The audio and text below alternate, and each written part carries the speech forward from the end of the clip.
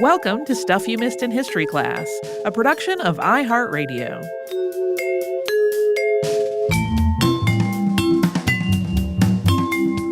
Hello and welcome to the podcast. I'm Tracy V. Wilson. And I'm Holly Fry. I don't remember which historical hoax we talked about on the show that led me to put the Missouri Leviathan on my short list.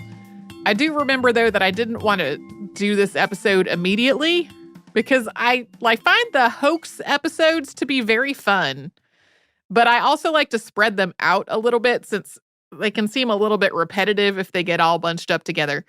After doing this research, I'm not entirely convinced that hoax is actually the right word for the Missouri Leviathan. But regardless, now it has been long enough since I put this on the list that I don't even remember what the episode was that inspired it. So that seems like it's been long enough that it will not seem repetitive.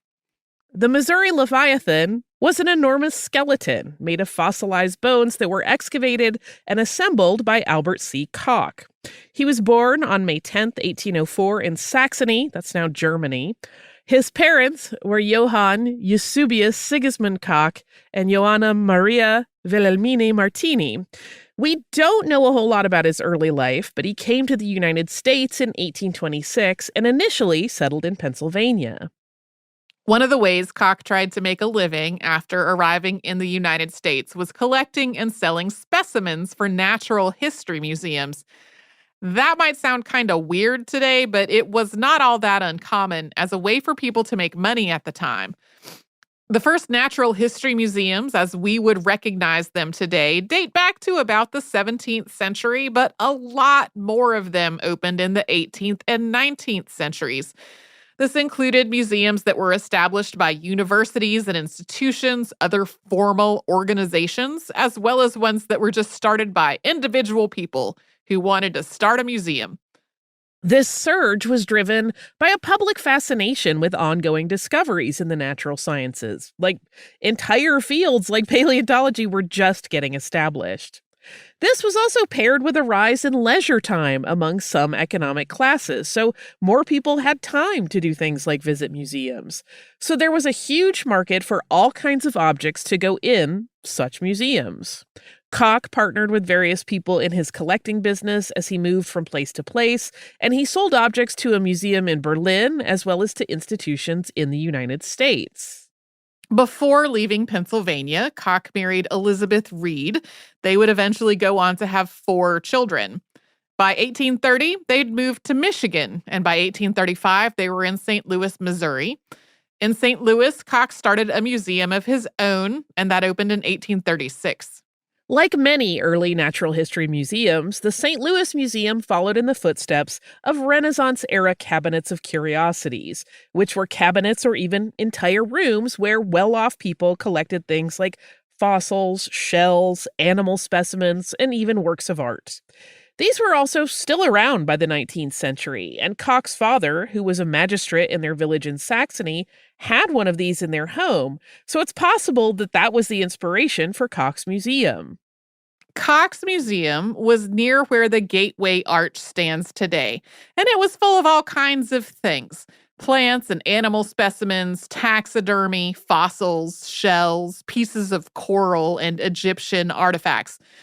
On February 22nd, 1838, he announced that he had purchased the collection of William Clark, who had teamed up with Meriwether Lewis for the Corps of Discovery expedition across the western part of North America.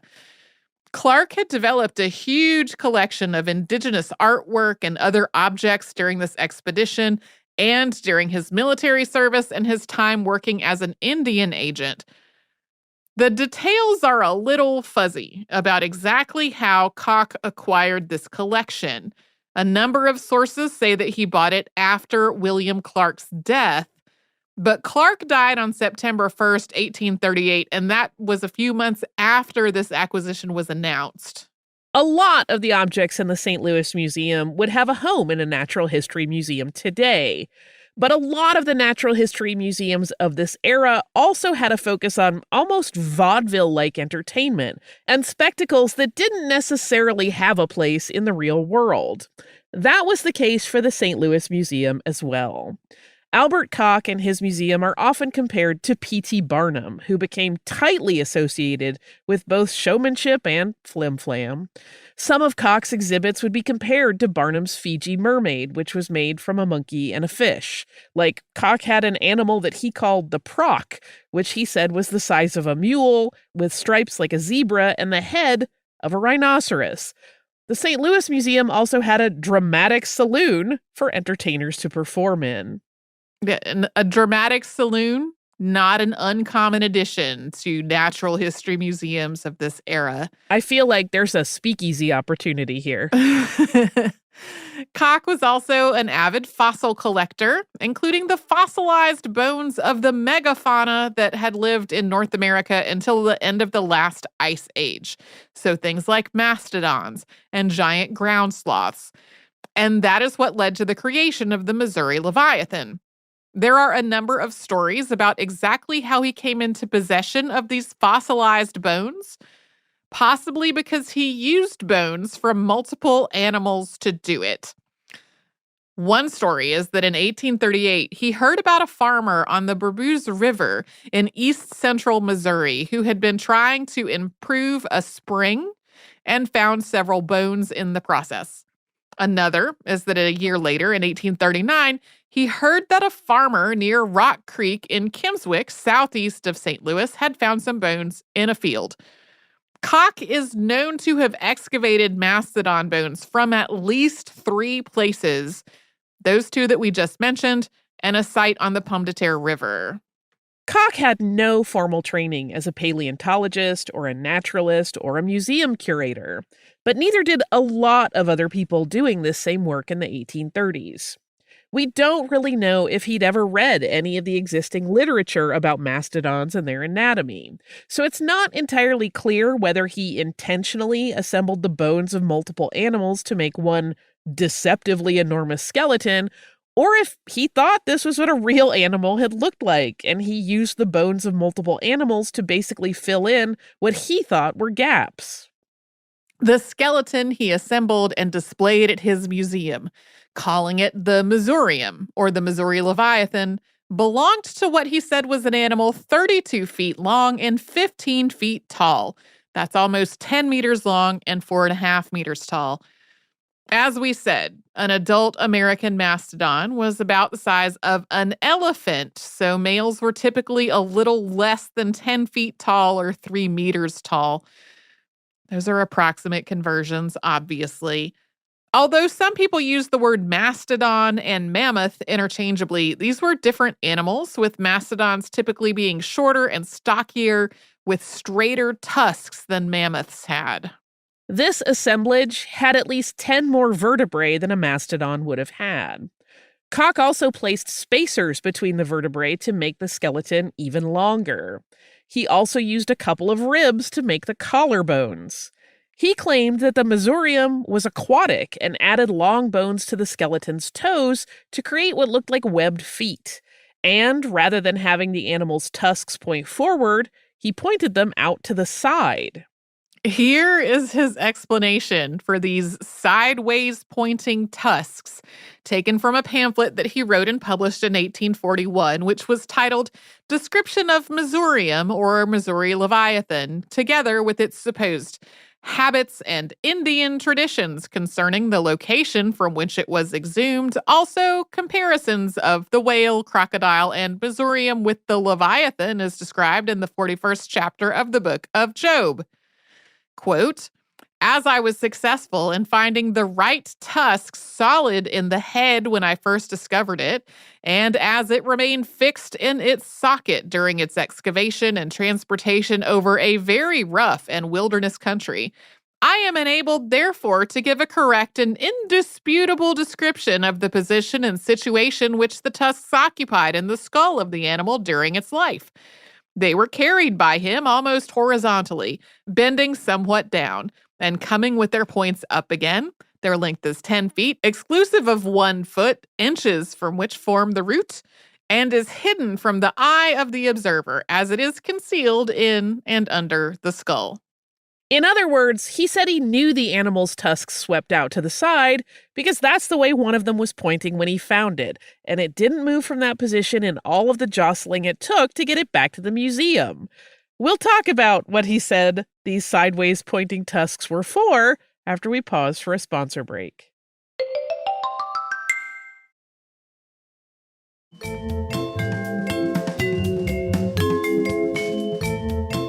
According to Albert Koch, the Missouri Leviathan was a giant aquatic animal, armored like an alligator. He had made it from mastodon bones, but in his pamphlet, Description of the Missourium or Missouri Leviathan, which we read the entire title of before the break, he not only said it was not a mastodon, but also that it had several notable differences from a mastodon. He wrote, quote, "The most striking difference between the Leviathan and the mastodon are, first, the Leviathan had no trunk, therefore could not be classed under the Proboscis genus.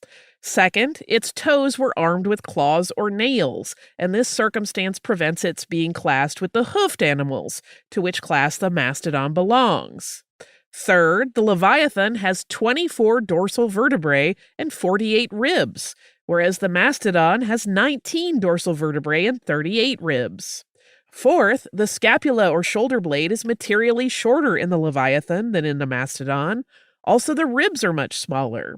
Fifth, the dental system at the first view somewhat resembles that of the mastodon, but upon a close examination, the observer will perceive that the teeth of the Leviathan are much smaller in proportion to the maxillary bones than those of the mastodon, and also better calculated for masticulating softer substances."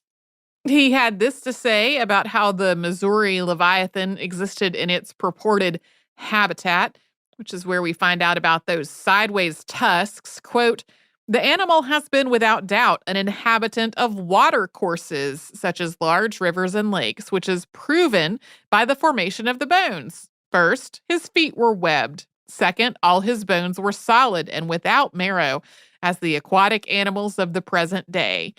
Third, his ribs were too small and slender to resist the many pressures and bruises they would be subject to on land. Fourth, his legs are short and thick. 5, his tail is flat and broad. Sixth and last, his tusks are so situated in the head that it would be utterly impossible for him to exist in a timbered country. He possessed also, like the hippopotamus, the faculty of walking on the bottom of waters and rose occasionally to take air. The singular position of the tusks has been very wisely adapted by the Creator for the protection of the body from the many injuries which it would be exposed while swimming or walking under the water." Koch's pamphlet also incorporated what he described as indigenous traditions, although with this caveat, quote, "It is perfectly true that we cannot with any degree of certainty depend on Indian traditions, but it is equally true that generally these traditions are founded on events which have actually transpired." From there, he related a whole story that he claimed was an indigenous legend about the arrival of the first Osage and a war with giant animals living in the area. It is completely unclear whether this is something an indigenous person told him or if he just made it up. I can imagine an indigenous person telling him this to see if he believed it.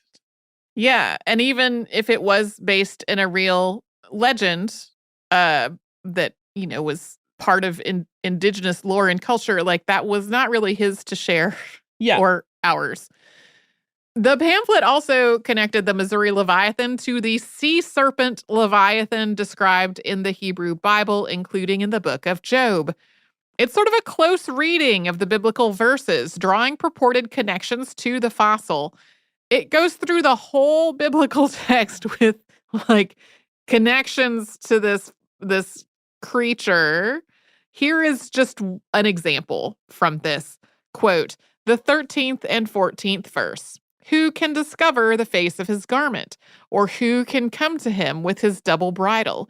Who can open the doors of his face? His teeth are terrible round about. The first sentence again has reference to his shield or covering.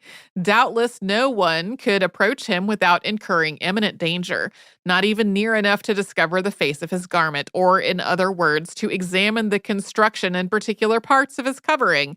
The latter part of the 13th and the whole of the 14th verse take particular notice of his enormous grinders and immense tusks, more especially to the situation which these latter occupy in the skull. And in a claim that prompted a lot of controversy, Koch wrote that he had also found objects clearly made by human beings, proving that these animals lived at the same time that humans did. He started by describing a different find, which may have been a ground sloth, before moving on to the Leviathan. Quote, "There was embedded immediately under the femur or hind leg bone of this animal an arrowhead of rose-colored flint, resembling those used by the American Indians but of a larger size. This was the only arrowhead immediately with the skeleton, but in the same strata at a distance of 5 or 6 feet in a horizontal direction, 4 more arrowheads were found. 3 of these were of the same formation as the preceding. The 4th was of a very rude workmanship.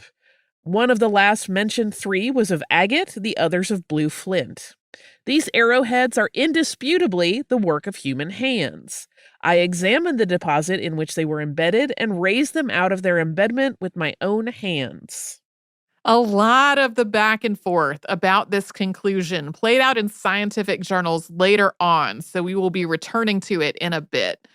But Koch had hoped his so-called Missourium would bring in big crowds to the St. Louis Museum. When it didn't, he tried another tack, which was to take the skeleton on tour. He sold the museum to W.S. McPherson on January 20th, 1841. One thing that's not clear is what happened to William Clark's collection when Koch made this sale. Theoretically, it should have stayed with the museum, but it apparently didn't, and later on, members of the Clark family accused Koch of stealing it. In Philadelphia, Koch displayed the Missourium at the Masonic Hall. The skeleton attracted the attention of the local scientific community, and experts started pointing out issues with Koch's work. This included paleontologist Richard Harlan and anatomist Paul Goddard of the Academy of Natural Science in Philadelphia. Harlan published a thorough description of the skeleton in the American Journal of Science and Arts, and in it he had this to say, quote, "One of the most extensive and remarkable collections of fossil bones of extinct species of mammals which have hitherto been brought to light in this country, a gratification for which our scientific community will acknowledge themselves indebted to the perseverance of the enterprising proprietor, Mr. Albert Koch of St. Louis, Missouri. This collection consists mainly of the largest skeleton of an aged mastodon hitherto disinterred in America, nearly complete.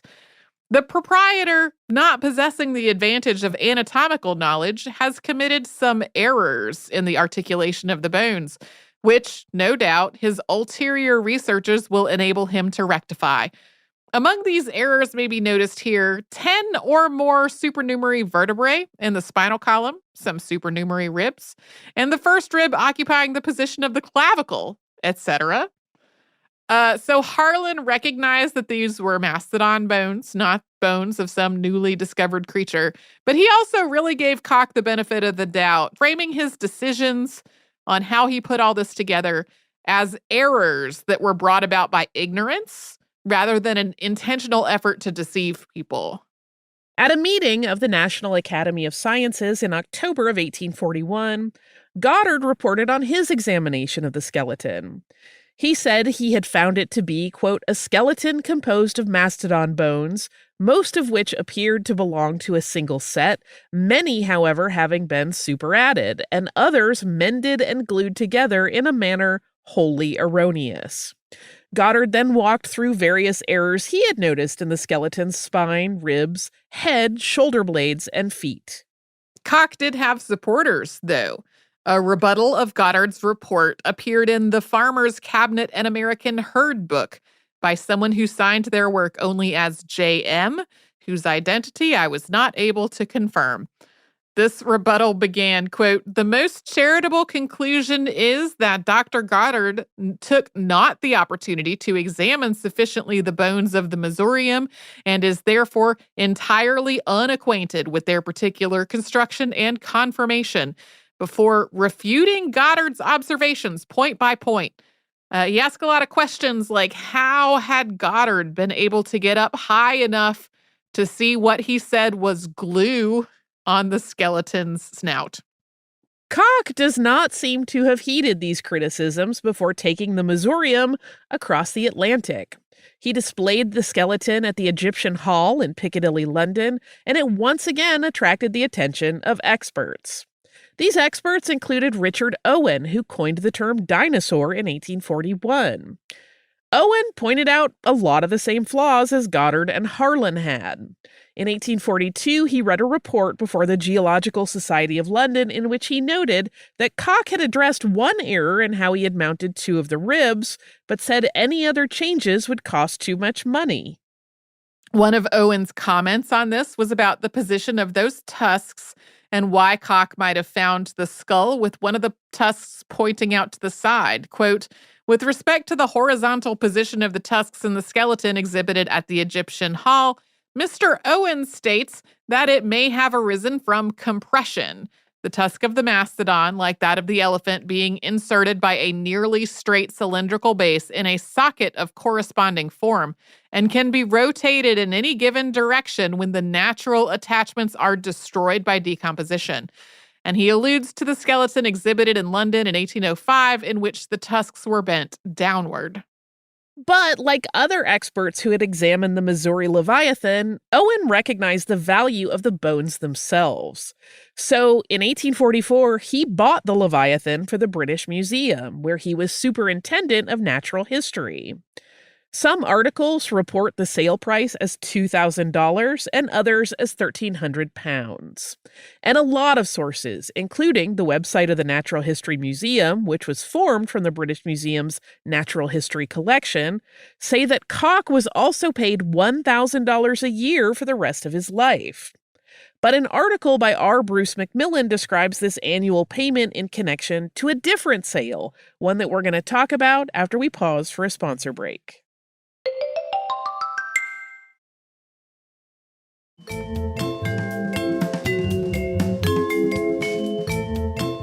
After buying the so-called Missouri Leviathan from Albert Koch, Richard Owen took it apart and reassembled the appropriate bones into a single mastodon skeleton. And this new configuration was relatively correct. Today, this mastodon is on display at the Natural History Museum in London. And according to Adrian Lister, who's a paleobiologist at the museum, it's still mostly as Owen articulated it. This makes it the first accurately assembled mastodon skeleton in the world. Koch had taken his family with him when he left the U.S. for Europe, and when he set sail to return to the United States on May 26, 1844, his wife and their 4 children stayed behind. It seemed like for a stretch of time they lived in Dresden while he made trips back and forth to the United States. After a really terrible storm-filled crossing back to the U.S., Koch arrived back in New York, where he visited Barnum's American Museum. Then he spent some time traveling around New York and New England, collecting fossils and shark's teeth and other specimens. He kept a diary in German, which he published in Dresden in 1847. This was later translated into English as Journey Through a Part of the United States of North America in the years 1844 to 1846. Koch eventually returned to St. Louis, where he went back to looking for large fossil bones.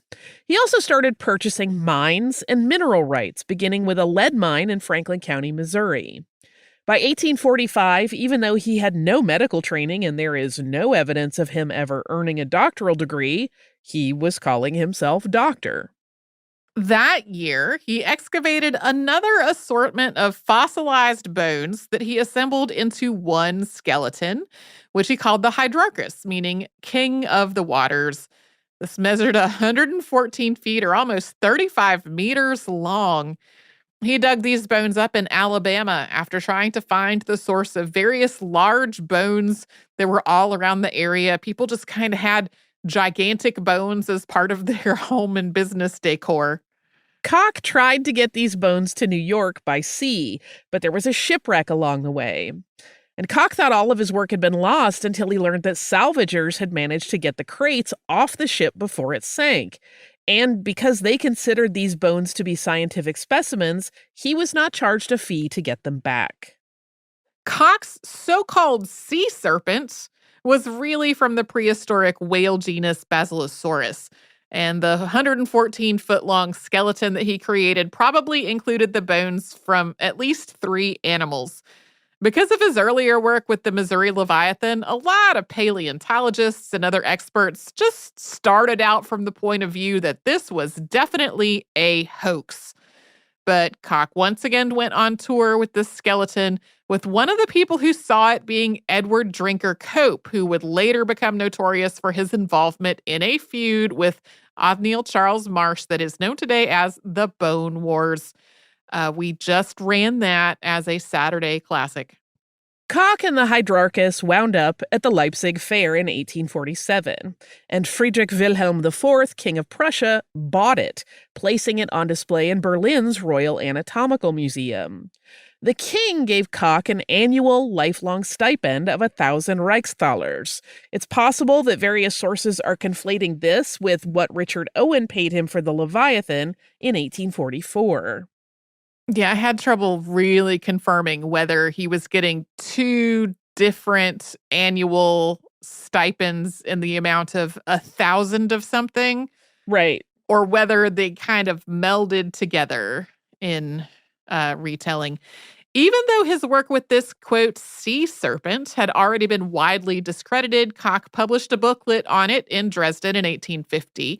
This title, which I just ran through Google Translate from German, was Remarks on the Family of Hydrarchs, which consists of several species, the largest and most powerful predatory animals in the prehistoric world, in addition to a few words about the discovery of the large Zeuglodon Macrospondylus Mueller, which belongs to that family, which was found by the author in Alabama in 1848, and from then was brought to Dresden with a second section containing some battle scenes of the Indians and the white settlers of America told as briefly as possible.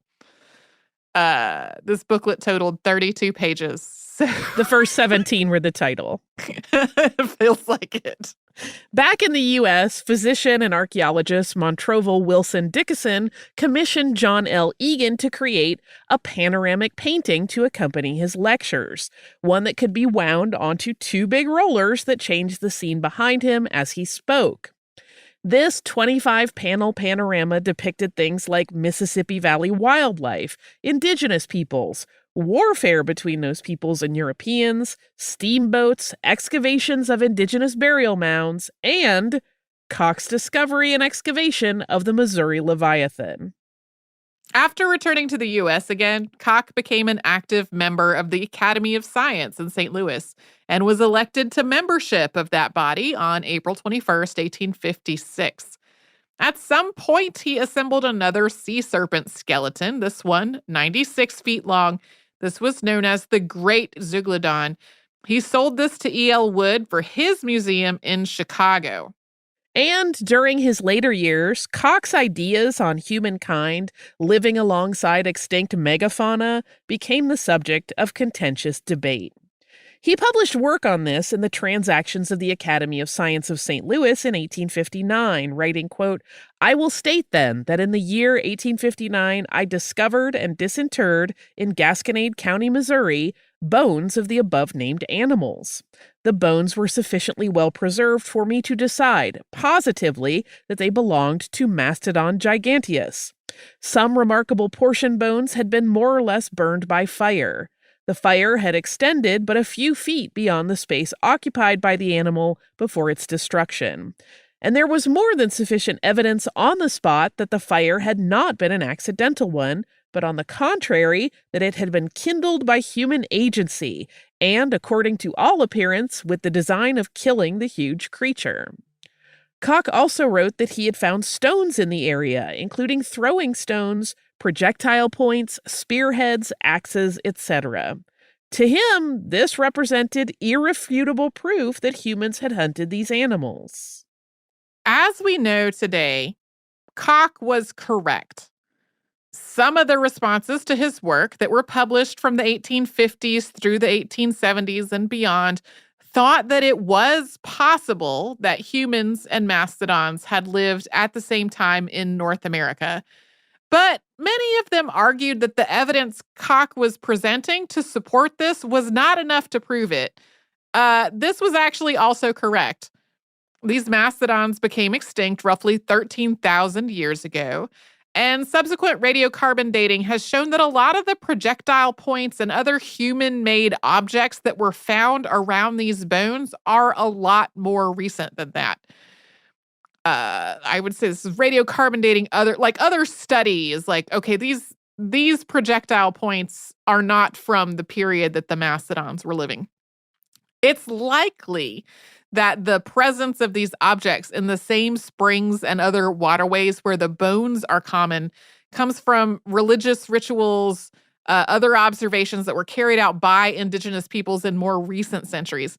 That is definitely not the case for every human-made object found near mastodon bones, though.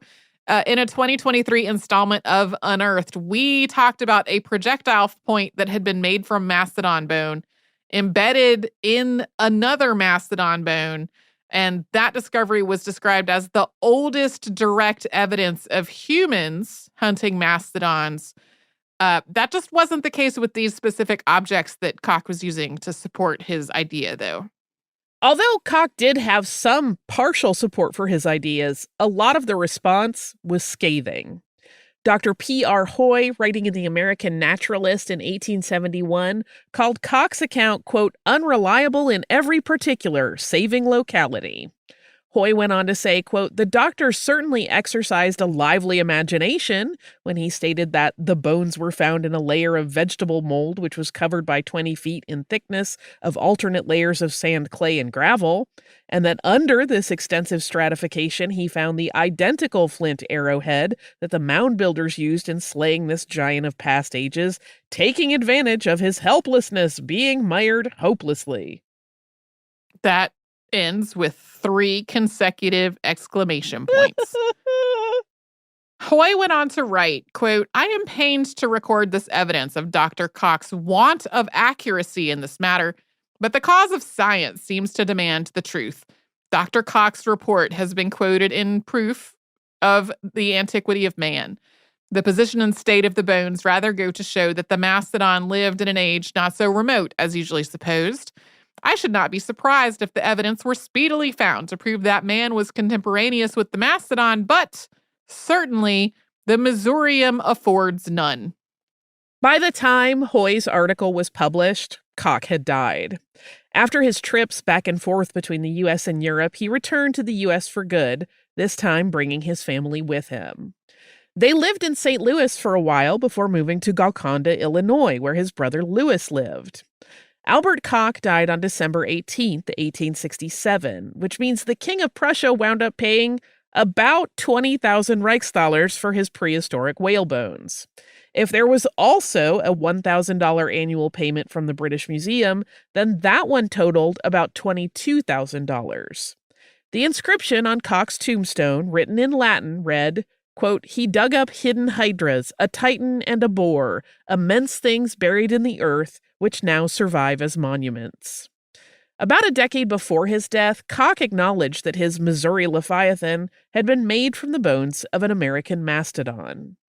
Another amateur paleontologist, C.W. Beeler, did further excavations at the Kimmswick site where Koch had excavated some of his mastodon bones.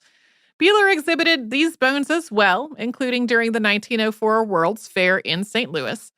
An organization formed to try to protect these bone beds during the construction of Interstate 55, and eventually the Missouri Department of Natural Resources bought 418 acres of land in the area and added that to the state park system. Today, this area is Mastodon State Historic Site, and the bone bed was placed on the National Register of Historic Places on April 14th, 1987.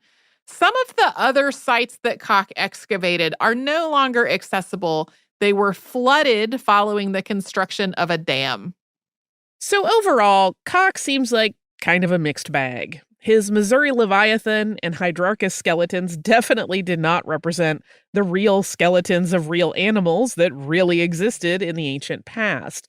But it's clear he had a genuine fascination for fossils.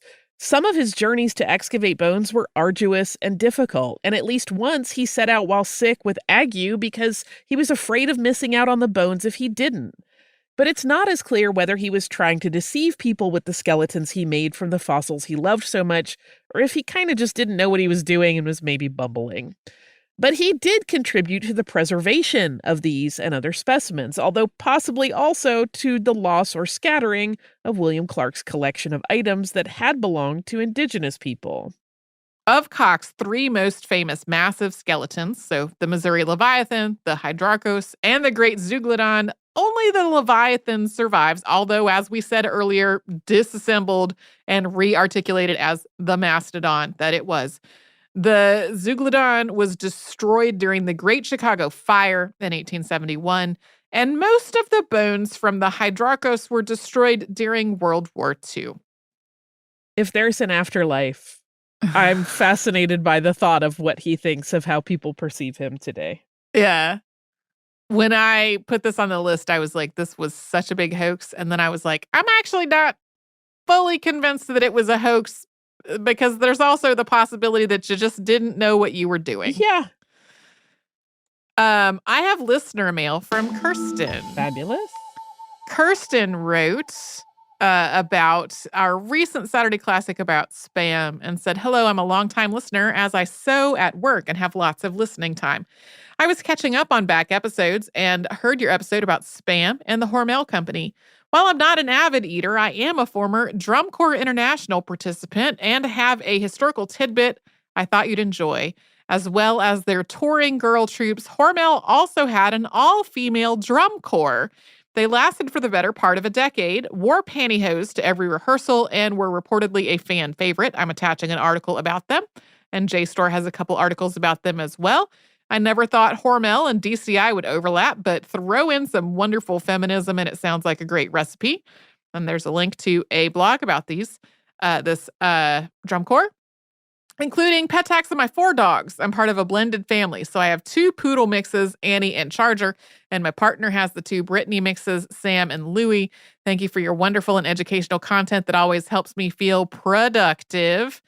And then we have, oh my goodness, just 4 of the cutest, sweetest dog faces. Listen, I said it recently before. I have poodle fever right now. Yeah. So if you send me pictures of poodles, I'm going to screech over them. You're just going to be time for a poodle to come home with me. So I meant to reply to Kirsten and say, Kirsten, Carolina Crown, 1992. Which drum corps were you in? I also technically Carolina Crown 1993. I did not actually make it into the performing season that year for reasons. Reasons including having contracted mononucleosis the year before. I was not well enough to do it.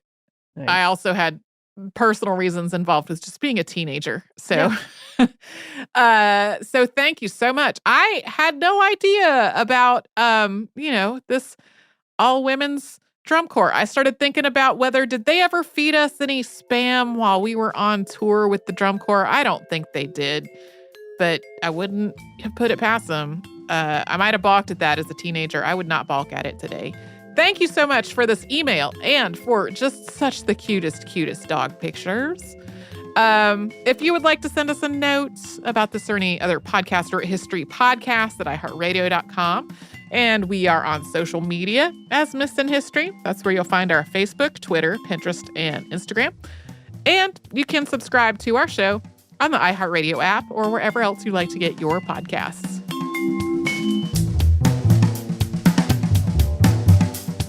Stuff You Missed in History Class is a production of iHeartRadio. For more podcasts from iHeartRadio, visit the iHeartRadio app, Apple Podcasts, or wherever you listen to your favorite shows.